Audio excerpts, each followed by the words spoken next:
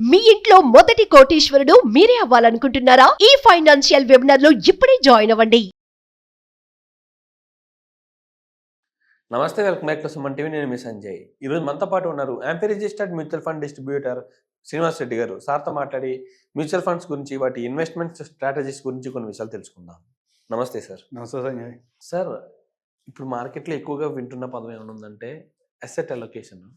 అసలు ఈ asset allocation అంటే ఏంటంటారు? అసలు ఇది ఎందులో ఉపయోగపడుతుంది? బేసిక్గా మీకున్న ఇన్వెస్ట్మెంట్ లేదా నీకున్న ఇన్కమ్ని నీ ఎక్స్పెన్సెస్ అని వెళ్ళిపోయిన తర్వాత ఏదైతే నువ్వు ఇన్వెస్ట్ చేస్తున్నావో లేకపోతే సేవ్ చేస్తున్నావో ఈ మనీని అంతా కూడా ఒకే చోట ఇన్వెస్ట్ చేయొద్దు అని చెప్తాం.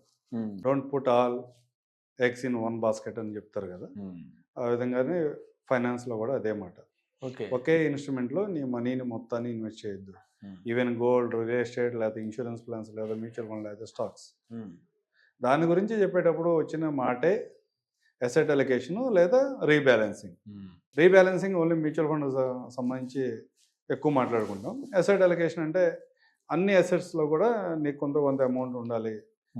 రియల్ ఎస్టేట్లో కొంత ఇన్వెస్ట్ చేయి, గోల్డ్లో కొంత ఇన్వెస్ట్ చేయి, లేకపోతే మ్యూచువల్ ఫండ్లో ఇన్వెస్ట్ చేయి, ఇన్సూరెన్స్లో ఇన్వెస్ట్ చేయి, ఇలా రకరకాల మాటలు మాట్లాడుకుంటూ ఉంటాం. దీన్ని అసెట్ అలొకేషన్. ఓకే. కానీ జనరల్గా మాట్లాడుకుంటే నేను ఎవరి దగ్గర ఒక దగ్గరికి వెళ్ళినప్పుడు ₹1,00,000 ఎస్ఐపి గురించి మాట్లాడతాం. 1 lakh ఎస్ఐపి గురించి మాట్లాడుతున్నప్పుడు అన్న 1 lakh ఎస్ఐపి మొత్తం మ్యూచువల్ ఫండ్లో పెడితే ఎట్లన్నా కొంచెం ఇబ్బంది అవుతుందిగా అంటాడు. అసెట్ అలొకేషన్ ఉండాలిగా అంటాడు. అసెట్ అలొకేషన్ అనేమాట అందరికీ తెలుసు. అసెట్ అలొకేట్ చేసుకోవాలి కదా, మొత్తం అమౌంట్ ఒకే చోట ఇన్వెస్ట్ చేయకూడదు కదా, అంతా మ్యూచువల్ ఫండ్లో పెడితే ఎలా అంటాడు. కానీ ఓవరాల్ అతని నెట్వర్క్ని కనుక మనం క్యాలిక్యులేట్ చేస్తే ఆ నెట్వర్క్లో లెస్ దాన్ 0.5% కూడా ఫైనాన్షియల్ ఇన్స్ట్రుమెంట్స్లో ఇన్వెస్ట్మెంట్ ఉండదు చాలామందికి. ఎందుకంటే రెగ్యులర్గా మనం జనరల్గా మాట్లాడుకుంటే మన ఇన్వెస్ట్మెంట్ స్ట్రాటజీస్ అన్నీ కూడా బిగినింగ్ ఫ్రమ్ లాస్ట్ 40 years మాట్లాడుకుంటే స్టార్టింగ్లో అగ్రికల్చర్ ల్యాండ్స్ మీద ఇన్వెస్ట్ చేసేవాళ్ళు, తర్వాత గోల్డ్లో ఇన్వెస్ట్ చేసుకుంటూ వచ్చాం.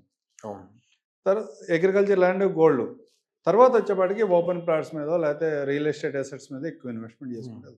నీ ఓవరాల్ అసెట్స్ని కనుక క్యాలిక్యులేట్ చేసుకున్నప్పుడు మ్యూచువల్ ఫండ్లోనూ స్టాక్స్లోనూ ఉన్న అసెట్స్ 1% కంటే ఎక్కువ అయితే చాలామందికి లేవు.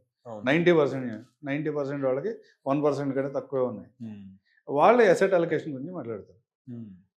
వాళ్ళకి అసెట్ అలొకేషన్ అవసరం లేదు. ఎందుకంటే వాళ్ళు పూర్తిగా వాళ్ళు సంపాదించిన అమౌంట్ మొత్తం కూడా తీసుకొచ్చి వాళ్ళు నెలకు 2 లక్షలు 5 లక్షలు ఇన్వెస్ట్ చేసుకుంటూ వెళ్ళినా కానీ వాళ్ళ 20%లోకి అయితే రారు, చాలా టైం పడుతుంది. అలాంటి వాళ్ళకి అవసరం లేదు. కానీ కొంతమంది ఓన్లీ లిక్విడ్ అసెట్స్లోనే ఇన్వెస్ట్ చేసేవాళ్ళు కొంతమంది ఉంటారు.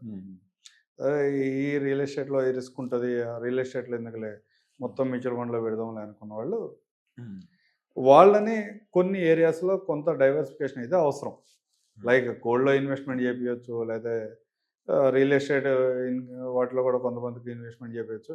అట్లా అసెట్ అలొకేషన్ చేయగలగలం. ఓకే. అది కాకుండా మ్యూచువల్ ఫండ్లో మేము ఎక్కువ మాట్లాడుకునే భాష రీబ్యాలెన్సింగ్. రీబ్యాలెన్సింగ్ ఏమవుతుందంటే డెట్ మ్యూచువల్ ఫండ్లో కొన్ని ఉంటుంది, అంటే లార్జ్, మిడ్, స్మాల్. సరే, లార్జ్ ఎంత రిటర్న్ ఎక్స్పెక్ట్ చేస్తున్నాం, స్మాల్ ఎంత ఎక్స్పెక్ట్ చేస్తున్నాం, మిడ్లో ఎంత ఎక్స్పెక్ట్ చేస్తున్నాం అనేది ఒకటి ఉంటుంది. అదర్ సైడ్ వచ్చేప్పటికి debt mutual fund. Debt mutual fund return ఎంత ఎక్స్పెక్ట్ చేస్తూ ఉంటుంది. వీటిని బ్యాలెన్స్ చేయడం కూడా రీబ్యాలెన్సింగ్. సార్, అలా కాకుండా ఇప్పుడు మనం ఎక్కడ కాన్స్టెంట్గా ఒకే చోట హై రిటర్న్స్ ఇచ్చిన చోటే ఇన్వెస్ట్మెంట్ చేస్తే బెటర్ కదా. ఈ అలొకేషన్ అనేది ఎలా యూజ్ అవుతుంది? హై రిటర్న్ ఇచ్చే ఫండ్స్లో ఒకే చోట ఇన్వెస్ట్ చేస్తే బాగానే ఉంటుంది. కానీ ఏ ఇన్వెస్ట్మెంట్ ప్రొడక్ట్ అయినా సరే, లైక్ ఇన్సూరెన్స్ ప్లాన్ తీసుకో, లేదా స్టాక్స్ తీసుకో, లేదా మ్యూచువల్ ఫండ్ తీసుకో, లేదా రియల్ ఎస్టేట్ తీసుకో, ఫ్యూచర్ అంతా కూడా ప్రొజెక్షన్ మాత్రమే. లాస్ట్ 1 yearలో ఏం జరిగింది, లాస్ట్ 10 yearsలో ఏం జరిగింది ఎక్స్పీరియన్సే కాదండి. నెక్స్ట్ జరిగేదంతా కూడా మనం ఈరోజు మనం మాట్లాడుకునేది, ఫ్యూచర్ గురించి మాట్లాడుకునేదంతా ప్రొజెక్షన్ మాత్రమే. ప్రొజెక్షన్లో గ్యారంటీగా నిన్న జరిగింది రేపు జరిగింది అనే గ్యారంటీ ఏమన్నా? అటు ఇటు అవ్వచ్చు కదా. దానికోసమే మొత్తం అన్ని ఇన్వెస్ట్మెంట్స్ అంతా కూడా ఒకే చోట పార్క్ చేయకుండా రకరకాల ఇన్స్ట్రుమెంట్స్లో ఇన్వెస్ట్ చేస్తే ఏమవుతుందంటే స్టాక్ మార్కెట్ సడన్గా క్రాష్ అయింది. అదే టైంలో గోల్డ్లో మంచి రిటర్న్ జనరేట్ చేయగలుగుతాం చాలా సందర్భాలు. ఆపోజిట్ డైరెక్షన్లో వర్క్ అవుతూ ఉంటుంది. అందుకని కొంత అమౌంట్ గోల్డ్లో కూడా ఇన్వెస్ట్ చేయండి, హెడ్జింగ్ పొజిషన్. అట్లాగే కొంత అమౌంట్ తీసుకెళ్ళి గ్యారెంటెడ్ రిటర్న్స్ ఇచ్చే ఫండ్స్లో ఇన్వెస్ట్ చేయండి.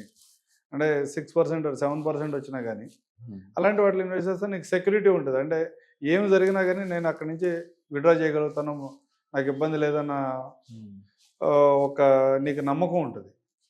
అంటే ప్యాసివ్ ఇన్కమ్ అనమాట. అంటే నువ్వు ఏం పని చేసినా చేయకపోయినా 100% నీకు రిటర్న్స్ అక్కడి నుంచి జనరేట్ చేస్తూనే ఉంటాయి. అలాంటి వాటిలో కూడా కొంత ఇన్వెస్ట్మెంట్ చేసుకోవాలని చెప్పి. అండ్ మీరు ప్రాపర్ వే చూసుకుంటే అసెట్ అలొకేషన్ అనేది బేసిక్ చూసుకుంటే ఒక నార్మల్ పర్సన్ ఏ విధంగా చేసుకోవాలి? నార్మల్ పర్సన్ ఏ విధంగా చేసుకోవాలని క్యాలిక్యులేట్ చేసుకుంటే నీ నెట్వర్త్ ఏందో క్యాలిక్యులేట్ చేసుకో ముందు. ఓకే, మినిమం ఒక 20-30% అయినా ఫైనాన్షియల్ అసెట్స్లో పెట్టుకో. మిగతా 70% ఇన్మూవబుల్ ఉంటే మిగతా 30%ని ఫైనాన్షియల్ అసెట్లో పెట్టుకుంటే నీకు అవసరమైనప్పుడు లిక్విడేట్ అవుతాయా లేదా, లేదా ఫ్యూచర్ రిటర్న్స్ని ప్రాపర్గా క్యాలిక్యులేట్ చేసుకో. నీకు ఇన్ఫ్లేషన్ బీట్ అవుతుందా లేదా, నీ ఫ్యూచర్ అవసరాలకి ఫ్యూచర్లో మనం ఎక్స్పెక్ట్ చేసే రిటర్న్ ఏదైతే ఉందో అది నీ అవసరాలకు తీరుతుందా లేదా క్యాలిక్యులేట్ చేసుకుని వాటిలో ఇన్వెస్ట్మెంట్ చేసుకుంటే కనుక ప్రాపర్గా జరుగుతుంది. Thank you sir, thank you very much sir. Thank you Sanjay.